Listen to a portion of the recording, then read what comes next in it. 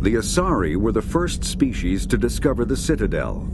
When the Solarians arrived, it was the Asari who proposed the establishment of the Citadel Council to maintain peace throughout the galaxy. Since then, the Asari have served as the mediators and centrists of the Council. An all-female race, the Asari reproduce through a form of parthenogenesis. They can attune their nervous system to that of another individual of any gender and of any species to reproduce. This capability has led to the unseemly and inaccurate rumors about Asari promiscuity. Asari can live for over 1,000 years, passing through 3 stages of life. In the maiden stage, they wander restlessly, seeking new knowledge and experience. When the matron stage begins, they meld with interesting partners to produce their offspring. This ends when they reach the matriarch stage, where they assume the roles of leaders and counselors. The second species to join the Citadel, the Solarians, are warm-blooded amphibians with a hyperactive metabolism. Solarians think fast, talk fast, and move fast. To Solarians, other species seem sluggish and dull-witted. Unfortunately, their metabolic speed leaves them with a relatively short lifespan. Solarians over the age of 40 are a rarity. The Solarians were responsible for advancing the development of the primitive Krogan species to use as soldiers during the Rachni Wars. They were also behind the creation of the genophage bioweapon the Turians used to quell the Krogan rebellions several centuries later. Solarians are known for their observational capability and non-linear thinking. This manifests as an aptitude for research and espionage. They are constantly experimenting and inventing, and it is generally accepted that they always know more than they are letting on. Roughly 1,200 years ago, the Turians were invited to join the Citadel Council to fulfill the role of galactic peacekeepers. The Turians have the largest fleet in Citadel space, and they make up the single largest portion of the Council's military forces. As their territory and influence has spread, the Turians have come to rely on the Solarians for military intelligence and the Asari for diplomacy.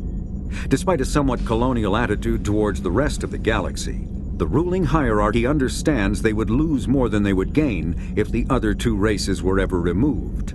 Turians come from an autocratic society that values discipline and possesses a strong sense of personal and collective honor. There is lingering animosity between Turians and humans over the First Contact War of 2157, which is known as the Relay 314 incident to the Turians. Officially, however, the 2 species are allies, and they enjoy civil, if cool, diplomatic relations. 50,000 years ago, the Protheans were the only spacefaring species in the galaxy. They vanished in a swift galactic extinction. Only the legacy of their empire remains. They are believed to have built the mass relays and the Citadel, which have allowed numerous species to explore and expand throughout the galaxy. Prothean ruins are found on worlds across the galaxy. While surprisingly intact for their age, functioning examples of Prothean paleotechnology are rare. Time and generations of looters have picked their dead cities and derelict stations clean. Some believe the Protheans meddled in the evolution of younger races. The Hanar homeworld of Kaje, for example, shows clear evidence of former Prothean occupation. The presence of a former Prothean observation post on Mars has caused a rebirth of interventionary evolutionists among humans. These individuals believe the god myths of ancient civilizations are misremembered encounters with aliens. In the early 2160s, the Alliance began aggressive colonization of worlds in the Skyllian Verge, much to the dismay of the Batarians, who had been developing the region for several decades. In 2171, the Batarians petitioned the Council to declare the Verge a zone of Batarian interest. The Council refused, however, declaring unsettled worlds in the region open to human colonization. In protest, the Batarians closed their Citadel embassy and severed official diplomatic relations with the Council, effectively becoming a rogue state. They instigated a proxy war in the Verge by funneling money and weapons to criminal organizations, urging them to strike at human colonies. Hostilities peaked with the Skyllian Blitz of 2176, an attack on the human capital of Elysium by Batarian-funded pirates and slavers. In 2178, the Alliance retaliated with a crushing assault on the moon of Torfin, long used as a staging base by Batarian-backed criminals. In the aftermath, the Batarians retreated into their own systems and are now rarely seen in Citadel space. Living beyond the Omega-4 mass relay in the Terminus systems, the mysterious Collector species is glimpsed so rarely as to be taken for a myth by most in galactic society. In reality, Collectors are human-sized insectoid bipeds and can resemble massive winged beetles. They are a terrifying force in the galaxy, responsible for the murder of hundreds of thousands. Collectors generate permanent stasis fields around themselves, creating nightmarish red-shifted energy fields. In battle, they hold position whenever possible, relying on their aggressive biotics and nearly limitless power. Several types of bipedal collectors have been identified, including minions, defenders, zealots, assassins, and artillery operators. Acting together, collectors have imprisoned entire cities in stasis. While no definite forensic accounting exists to explain the fate of those imprisoned, leading speculation is that victims are harvested for scientific experimentation and neurobiological repurposing. The Elcor are a Citadel species native to the high-gravity world Dakuna. They are massive creatures, standing on 4 muscular legs for increased stability. Elcor move slowly, an evolved response to an environment where a fall can be lethal. This has colored their psychology, making them deliberate and conservative. Elcor's speech is ponderous and monotone. Among themselves, scent, slight movements, and subvocalized infrasound convey shades of meaning that make a human smile seem as subtle as a fireworks display. Since their subtlety can lead to misunderstandings with other species, the Elcor often go out of their way to clarify when they are being sarcastic, amused, or angry. Dakuna's high gravity impedes mountain formation. Most of the world consists of flat, open plains, which prehistoric Elcor wandered across in small family bands. Modern Elcor still prefer open sky, and can become restless and uncomfortable on long starship journeys. The Geth are a humanoid race of networked AIs. They were created by the Quarians 300 years ago as tools of labor and war. When the Geth showed signs of self-evolution, the Quarians attempted to exterminate them. The Geth won the resulting war. This example has led to legal, systematic repression of artificial intelligences in galactic society. The Geth possess a unique distributed intelligence. An individual has rudimentary animal instincts, but as their numbers and proximity increase, the apparent intelligence of each individual improves. In groups, they can reason, analyze situations, and use tactics, as well as any organic race. Geth space is located at the trailing end of the Perseus Arm, beyond the lawless Terminus systems. The Perseus Veil, an obscuring dark nebula of opaque gas and dust, lies between their space and the Terminus systems. The Hanar are a Citadel species known for excessive politeness. They speak with scrupulous precision and take offense at improper language. Hanar that expect to deal with other species take special courses to help them unlearn their tendency to take offense at improper speech. All Hanar have 2 names. The face name is known to the world. The soul name is kept for use among close friends and relations. Hanar never refer to themselves in the first person in conversation with someone they know on a face name basis. To do so is considered egotistical, so instead they refer to themselves as this one, or the impersonal it.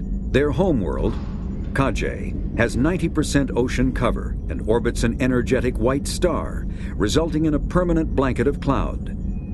Due to the presence of Prothean ruins on the world, many Hanar worship them, and Hanar myths often speak of an elder race that civilized them by teaching them language. The Krogan evolved in a hostile and vicious environment. Until the invention of gunpowder weapons, eaten by predators was still the #1 cause of Krogan fatalities. Afterwards, it was death by gunshot. When the Solarians discovered them, the Krogan were a brutal, primitive species, struggling to survive a self-inflicted nuclear winter. The Solarians culturally uplifted them, teaching them to use and build modern technology so they could serve as soldiers in the Rachni War. Liberated from the harsh conditions of their homeworld, the quick-breeding Krogan experienced an unprecedented population explosion. They began to colonize nearby worlds. Even though these worlds were already inhabited, the Krogan rebellions lasted nearly a century, only ending when the Turians unleashed the Genophage, a Solarian-developed bioweapon that crushed all Krogan resistance. The Genophage makes only 1 in 1,000 pregnancies viable, and today the Krogan are a slowly dying breed.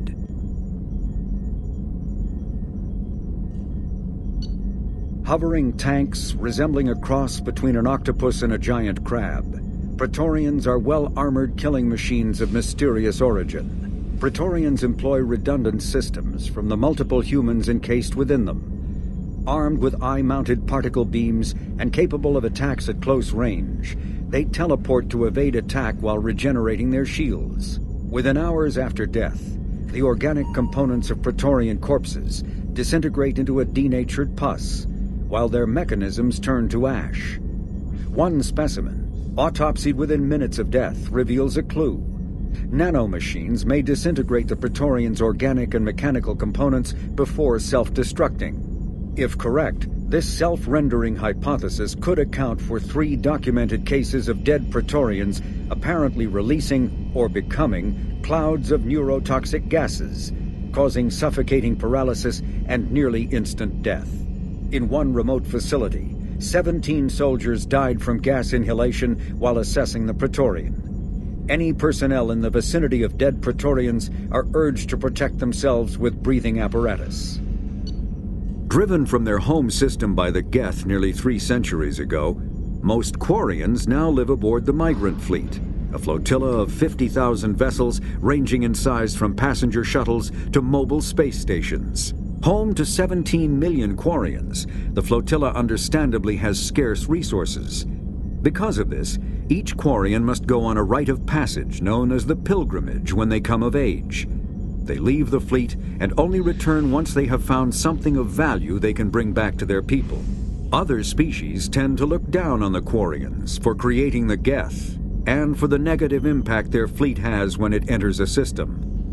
This has led to many myths and rumors about the Quarians, including the belief that underneath their clothes and breathing masks, they are actually cybernetic creatures, a combination of organic and synthetic parts. A myth common to several cultures in the galaxy, Reapers were imagined to be space monsters who consumed entire stars. Archaeologists and mythologists attempting to uncover sources for such myths have yielded little, except interstellar religious themes of all-consuming devils common to primitive cultures. Reaper indoctrination is an insidious means of corrupting organic minds, reprogramming the brain through physical and psychological conditioning, using electromagnetic fields, infrasonic and ultrasonic noise, and other subliminal methods. The Reaper's resulting control over the limbic system leaves the victim highly susceptible to its suggestions. Organics undergoing indoctrination may complain of headaches and buzzing or ringing in their ears.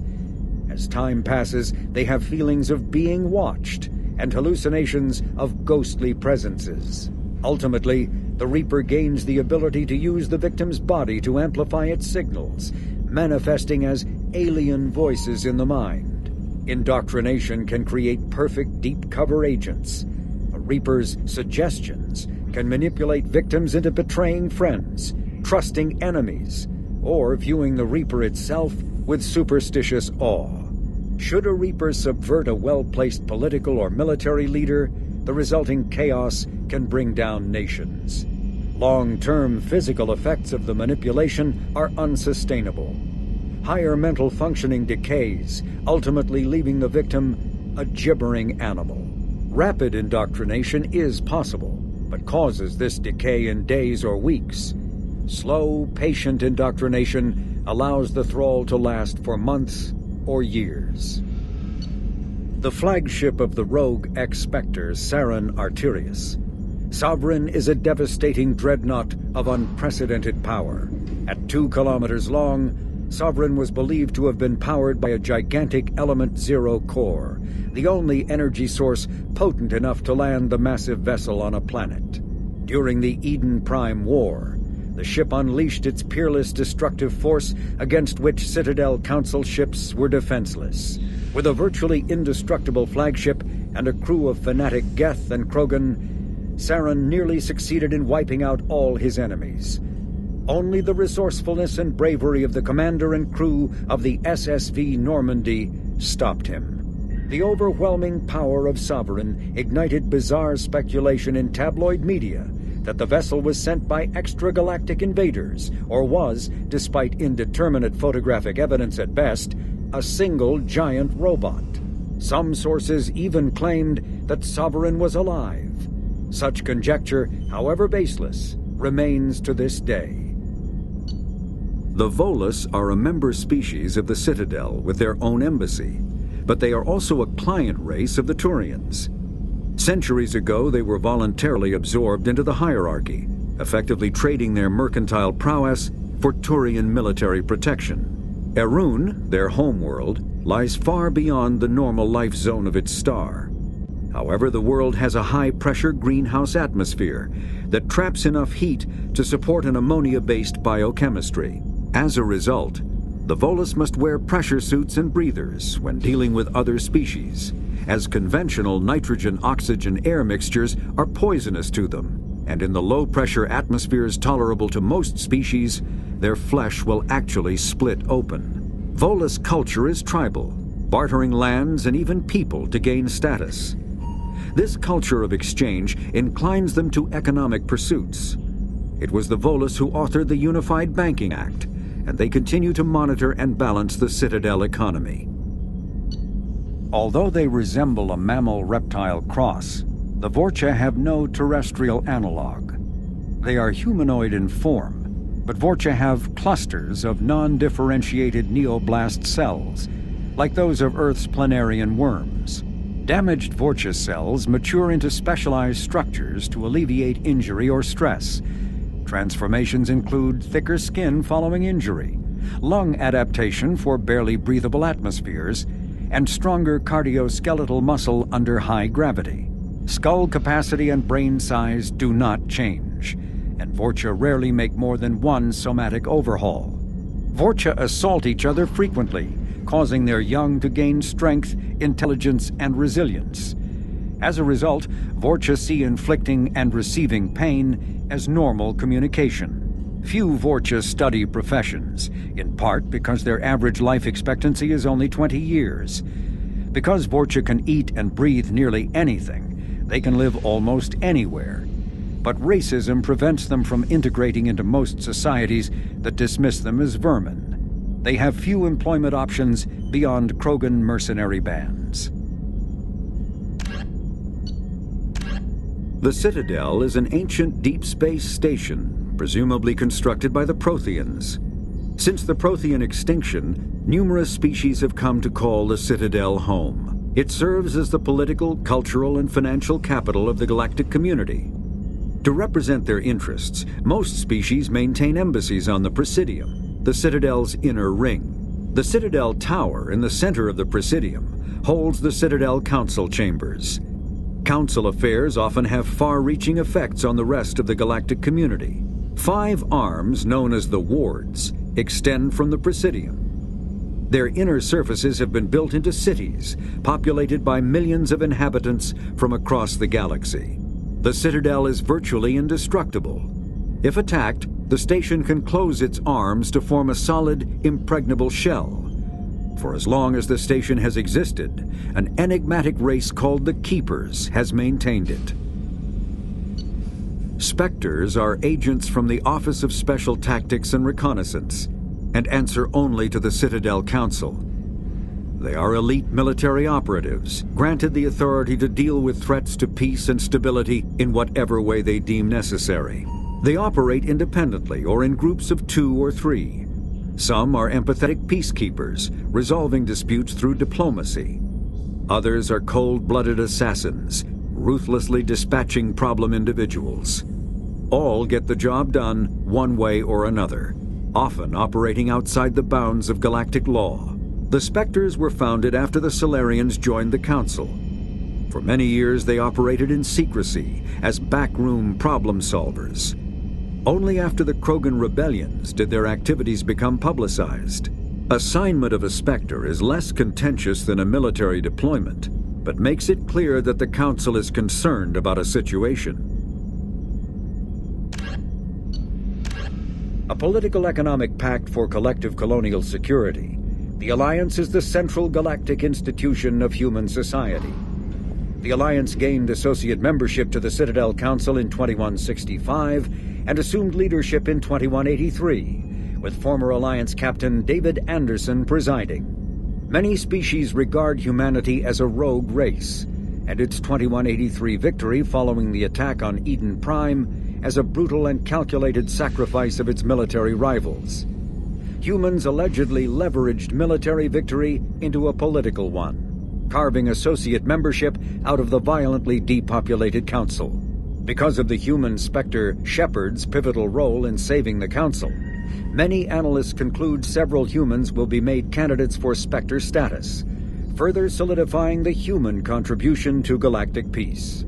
By achieving in decades what others waited centuries to receive, especially after so bloody a conflict, humans have guaranteed themselves deep hostility and fear throughout the galaxy. Immediately following the First Contact War, an anonymous extranet manifesto warned that an alien attempt at human genocide was inevitable. The manifesto called for an army, a Cerberus, to guard against invasion through the Charon Relay. Derided as survivalist rhetoric written by an elusive man, the manifesto and its anonymous author soon fell off the media radar. But in 2165, terrorists stole antimatter from the SSV Geneva. The sole figure arrested named his sponsor Cerberus. Throughout the 2160s and 2170s, alleged Cerberus agents assassinated politicians, sabotaged starships bearing EZO, and conducted nightmarish experiments on aliens and humans. Denounced as human supremacist, Cerberus calls itself human survivalist. Counter-terror experts speculate Cerberus may have changed leadership with its recent shift to stockpiling ships, agents, and weapons. Whether he, she, or they, the elusive man hides his finances hidden behind shell companies. Few doubt he will kill anyone attempting to expose him. The reclusive tycoon calling himself the elusive man is a human nationalist focused on advancing human interests, whatever the cost to non-humans. The Citadel Council regards him as a fanatic, posing a serious threat to galactic security. A mysterious maverick, to say the least, the elusive man heads the Cerberus network. Dubbed the Elusive Empire by investigators, Cerberus is an allegedly untraceable syndicate of private intelligence agencies, biotics laboratories, engineering and scientific research teams, and lucrative front companies. Branded a terrorist and seditionist organization by authorities, Cerberus is the only human power base other than the Terra Firma Party, strong enough to embarrass, if not threaten, the Council and its human representatives. Founded by notorious Batarian slaver Solum Dulcera, the Blue Suns began as a Skyllian Verge protection racket, providing genuine protection from slavers and pirates. Eventually captured by the Systems Alliance Navy, Dulcera beat almost 24 charges to be convicted on a single count of conspiracy. The slaver benefited from the tutelage of cellmate and brilliant con artist Bernard Legit's Ledger. Upon release 5 years later, Dulcera incorporated Blue Suns as a legal security agency. Today, the Blue Suns boast a galaxy-wide force of Batarians, Turians, humans, and Krogan. Each deployment is backed by a logistics corps, selling everything from heavy weapons to shaving cream. Despite claims that Blue Suns sells its captives as slaves, no Blue Suns employee has ever been convicted on such charges. Many Blue Suns members sport the company logo in tattoo form, removed during assignments and reapplied at mission end. Brainchild of Asari Commando Jonas Sideris, Eclipse was incorporated as a proactive security company. Influenced by Asari and Solarian military doctrine, Eclipse specializes in sabotage, assassination, and personal and organizational security. Although Citadel governments regard the corporation with suspicion, it's embraced in the Skyllian Verge and Terminus systems. Early on, Sideris sought government contracts to establish market share against the better-established Blue Suns. Her agency scored a galactic PR coup by retaking several space stations captured by the Anhur People's Liberation Army and neutralizing its leaders, a victory Eclipse's marketing department never ceases trumpeting. Based on Omega Station, Eclipse controls nearly 20% of the asteroid's real estate.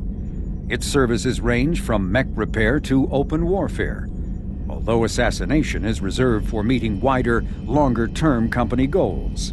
For instance, preemptive strikes against pirates rather than murdering spouses for insurance money. Despite numerous reports, Eclipse denies sabotaging or kidnapping business rivals. Originally a small Terminus Systems Vorcha gang, the Blood Pack was transformed into a legion by visionary Krogan battlemaster Gunnar Rang. Exiled for striking a female in anger, Rang obsessed over reclaiming his lost status. Leading the Vorcha Pack as a pirate crew, Rang cultivated recruits and infamy for a decade before incorporating his fighters as a security company across the Skyllian Verge. His notoriety ensured his initial public offering for investors made him rich beyond most Krogan's dreams. Rang returned triumphantly to his clan, rallying elders, Krogan hordes, and their firepower and biotic support toward professional violence in the Terminus systems. Banned from Citadel space, the Blood Pack bribes its way through spaceports into armed conflicts across the galaxy. Priding themselves for accepting otherwise untouchable contracts, the Blood Pack rejects bodyguarding and security in favor of cases requiring minimal oversight and maximal violence. Humans detected Aiea as an Earth-type world via telemetry in 2165. After probe surveys indicated life, lush vegetation, ample fresh water, and breathable air, the Alliance upgraded the planet to a garden world colonization priority. Commanded by Captain Ronald Taylor, the crew of Alliance survey vessel Hugo Gernsback made planetfall on the jungle world in 2173. Soon after, ship transmissions inexplicably stopped. While the precise fate of the Hugo Gernsback command and crew is unknown, they are presumed killed in action and their vessel destroyed. Freedom's Progress colony was once a typical Alliance settlement, but following complete communications blackout and its apparent destruction, is now a lightning rod for anxiety and dread in the galactic human community. The communications blackout followed an upgrade of the colony's small military force, supplemented by mechs and security drones, with high-powered, tower-mounted Guardian lasers. Colonists complained about construction cost overruns, delays, noise, and damage to the local environment. They also feared the defense array could be seen as provocative to their world's neighbors. Such fears may not have been baseless. Authorities have still offered no explanation for the communications blackout, fueling rumors of plagues, natural disasters, or a cult-inspired mass suicide. Located in strategically insignificant space, Freedom's Progress colony had once offered residents spectacular rainbows, lush marshlands, and stunning mountain ranges. Its potential as an agricultural settlement and tourism wonderland rivaled that of any Alliance colony. Before the Geth Revolt 300 years ago, the Quarians colonized Haestrom to study the mysterious instability of its sun, which threatened premature eruption into a red giant.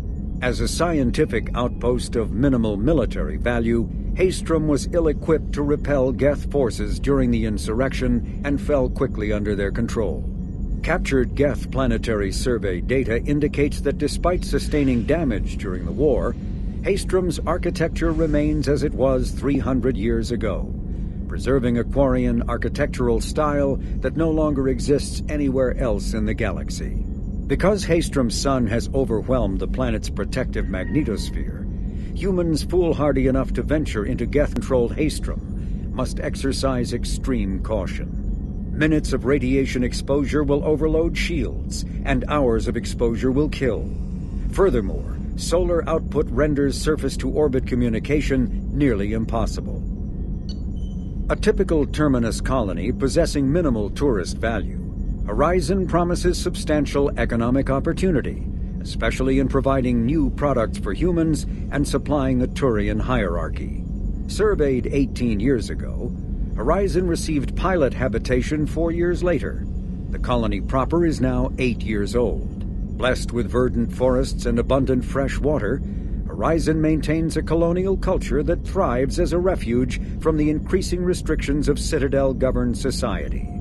Horizon has attracted numerous dissidents, marginal people, and fringe dwellers from across Alliance space. A regional hub of Asari commerce awash in riches, Illium is infamous for its abusive labor practices and legalization of nearly everything except murder. As such, Illium is the preferred production site for weapons and pharmaceuticals that would be illegal nearly everywhere else, made even more lucrative by legal indentured servitude. Among the biotics-related pharmaceutical producers is the Dantius Corporation, a rising star in galactic commerce. Despite the dangers of its products, Illium is renowned for glamour, luxury, and safety, provided by near-total surveillance, making it a favored tourist destination. Countless celebrities maintain palatial estates on Illium and in its capital Nos Astra. The sole obstacle to business on Illium is its extensive bureaucracy, tolerated only for its provision of security. Regardless of the character of its economy, Illium's self-congratulatory media exalts its own society with the provincial arrogance of new money, glorifying in sexiest CEOs and 10 richest residents lists. Known as the Starcraft Cemetery, Corliss was the regional toxic junkyard for centuries. Ships reaching astronautical near-death at connecting mass relays were sent to Corliss, stripped of every useful component, then dumped planetward to clear shipping lanes. Currently, Corliss hosts numerous merc factions, such as the Blue Suns, rumored to be using downed ship fossils to test advanced munitions. Massive gun batteries threaten anyone attempting planetfall, with minimal defenses against ground attack.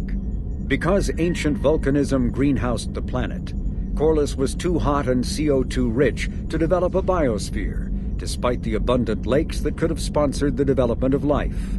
Now cool enough for protected habitation, but too scorching for anyone but extremophiles and mercenaries seeking secrecy, Corliss supports numerous Krogan outposts.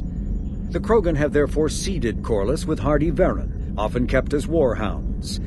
Varen live primarily on a diet of geophagous vermin and each other. Originally an asteroid rich in element 0, Omega was briefly mined by the Protheans, who eventually abandoned it due to its thick, impenetrable crust. Thousands of years later, nature did what even the Protheans could not. A collision with another asteroid broke Omega in half, exposing its trove of element 0 for easy mining. A rush ensued as corporations and private individuals tried to strike it rich on Omega, and thieves and outlaws followed in their wake. As space became tight, construction of processing facilities extended vertically from the asteroid, creating Omega's jellyfish-like silhouette. To prevent future collisions, the station is ringed with enormous mass-effect field generators that redirect incoming debris. Today, Omega is a major hub of narcotics, weapons, and EZO trafficking, without even a pretense of civilian government or military control.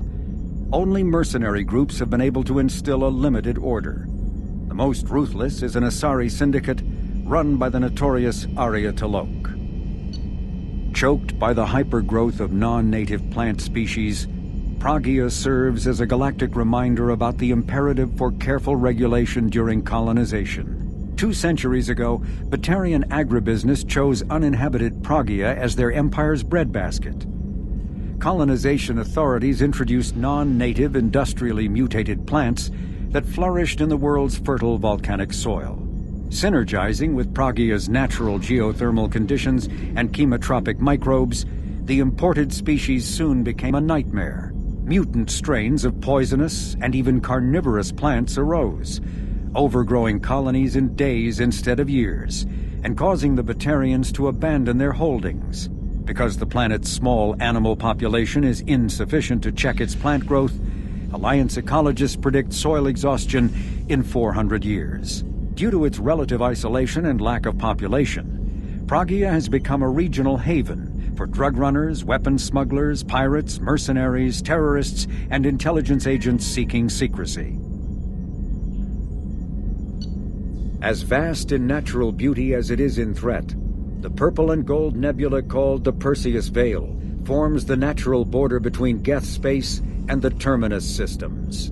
The Veil's total opacity prevents Council intelligence from surveying Geth activity. Theoretically, the Geth could be preparing a devastating attack against which the Council could be defenseless, or the Geth could have died out, so that the defense budget against them could be gaining the Alliance nothing but economic ruination. Despite fears of Geth, prospectors do occasionally mount salvage ventures inside the Veil. One ended in tragedy. Using technomental domination, the Geth drew the team into the Veil before aiming them back as husks at the organic society that produced them. A leak-classified Spectre report claims that the Dreadnought Sovereign, commanded by ex-Spectre Sarin Arterius and crewed by Geth, hid near the Veil before initiating the 2183 Citadel attack. The Krogan homeworld boasts extreme temperatures, virulent diseases, and vicious predatory fauna. Around 1900 BCE, the Krogan discovered atomic power and promptly instigated many intraplanetary wars, sending Tuchanka into a nuclear winter. With most of their industrial base destroyed, the Krogan entered a new Dark Age, and warring tribal bands dominated. Populations remained low for the next 2,000 years. First contact with the Solarians made resurgence possible. Krogan brought to less hostile planets bred exponentially and returned to reconquer their home. They built vast underground shelters to shield themselves from surface radiation, which proved prescient during the Krogan rebellions, when many of them isolated themselves in a vain attempt to avoid the genophage. Convinced they could outbreed the genophage, they transmitted it into more than 90% of the sealed bunkers. Today, Tuchanka's population is sharply limited, and while individual Krogan are long-lived, the genophage ensures few replacements. Asari-made Solaris armor can resist even the tremendous heat and kinetic energy of starship weapons. The armor is nearly unsurpassed in strength because its central material, carbon nanotube sheets woven with diamond chemical vapor deposition, are crushed by mass effect fields into super-dense layers able to withstand extreme temperatures. That process also compensates for diamond's brittleness. Diamond armor itself has two limiting disadvantages. First, while nanotubes and CVD diamond construction has become cheaper in recent years, it remains prohibitively expensive to coat starships or aircraft larger than fighters in Solaris material.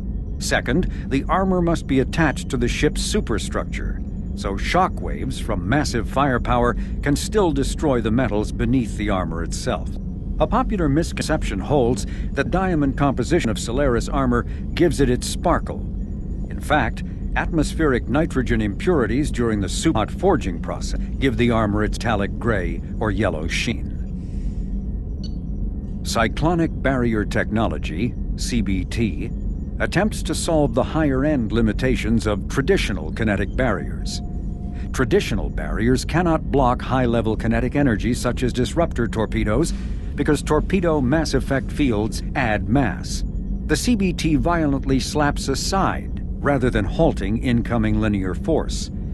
By rotationally firing their mass effect field projectors, ships create rapidly oscillating kinetic barriers instead of static ones. Shooting through the CBT is like trying to shoot at a target inside a spinning ball.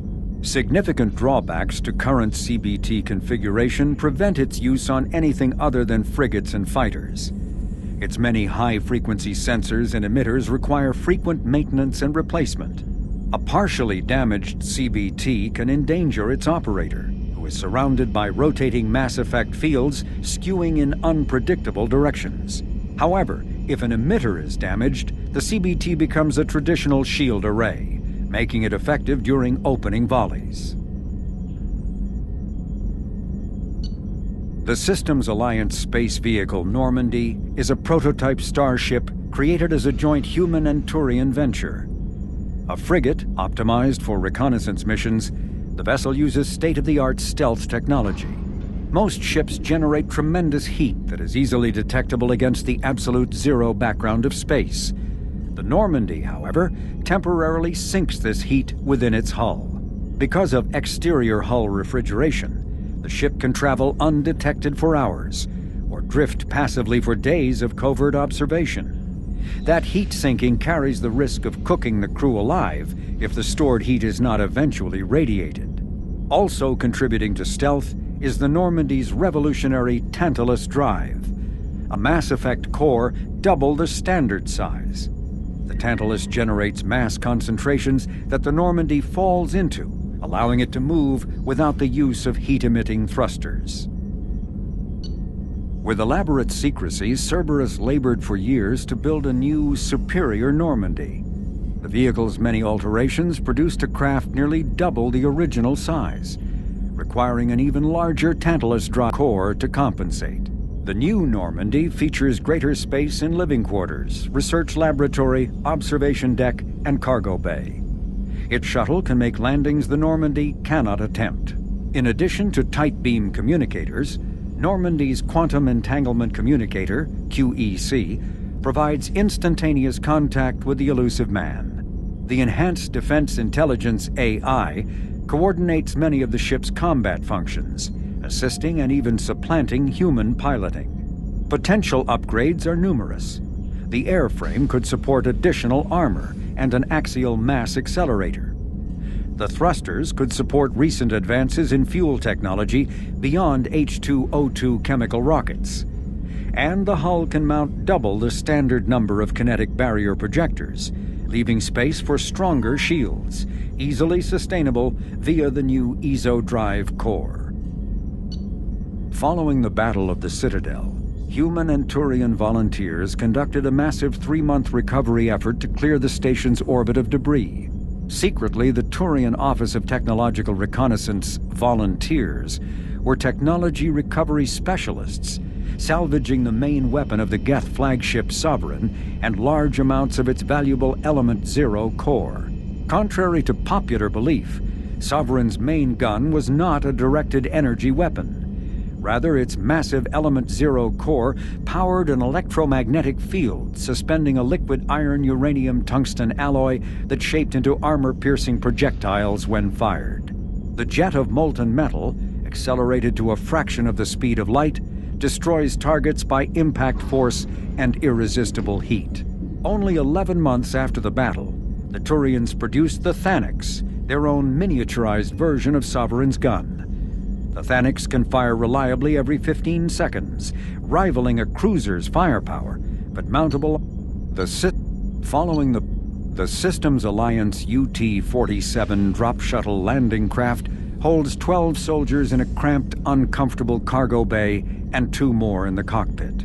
Officially named the Kodiak, the drop shuttle is better known to Alliance Marines as the Combat Cockroach, due to its appearance and durability.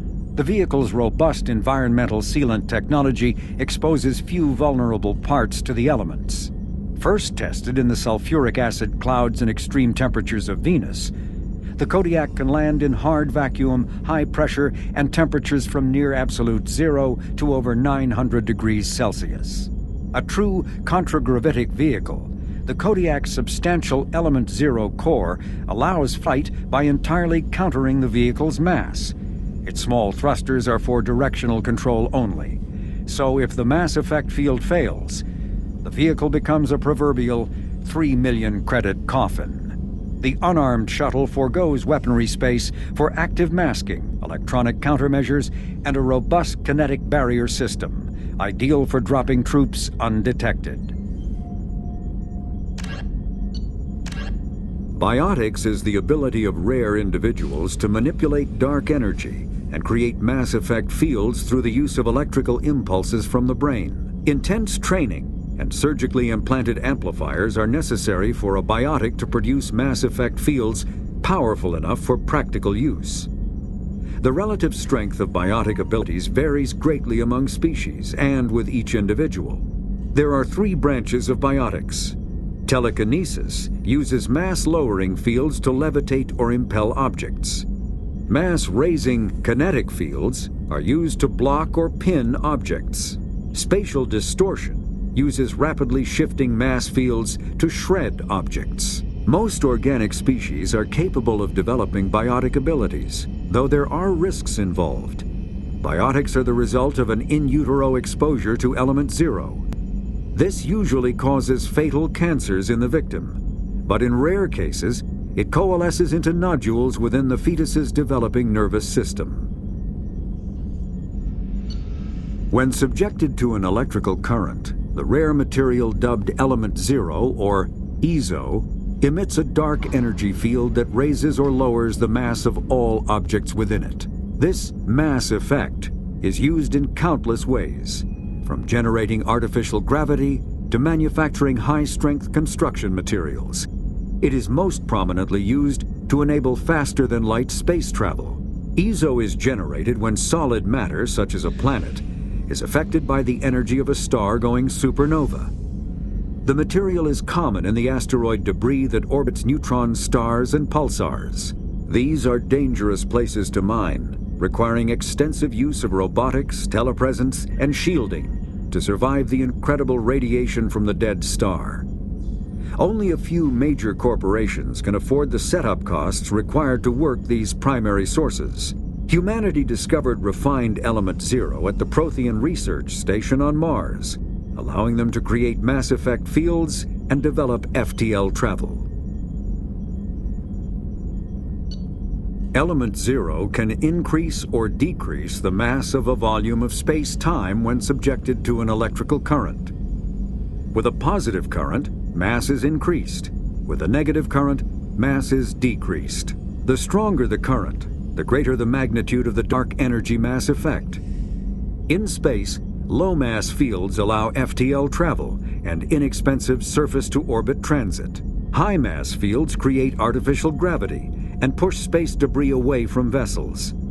In manufacturing, low-mass fields permit the creation of evenly blended alloys, while high-mass compaction creates dense, sturdy construction materials. The military makes extensive use of mobility-enhancing technologies, with mass effect utilizing fighting vehicles standard frontline issue in most military forces. Mass effect fields are also essential in the creation of kinetic barriers or shields to protect against enemy fire. Mass relays are feats of Prothean engineering advanced far beyond the technology of any living species. They are enormous structures scattered throughout the stars and can create corridors of virtually mass-free space, allowing instantaneous transit between locations separated by years or even centuries of travel using conventional FTL drives. Primary mass relays can propel ships thousands of light years, often from one spiral arm of the galaxy to another. However, they have fixed one-to-one connections. A primary relay connects to one other primary relay and nowhere else. Secondary relays can only propel ships across a few hundred light years. However, they are omnidirectional. A secondary relay can send a ship to any other relay within its limited range. There are many dormant primary relays whose corresponding twins have not yet been located. These are left inactive until their partner is charted, as established civilizations are unwilling to blindly open a passage that might connect them to a hostile species.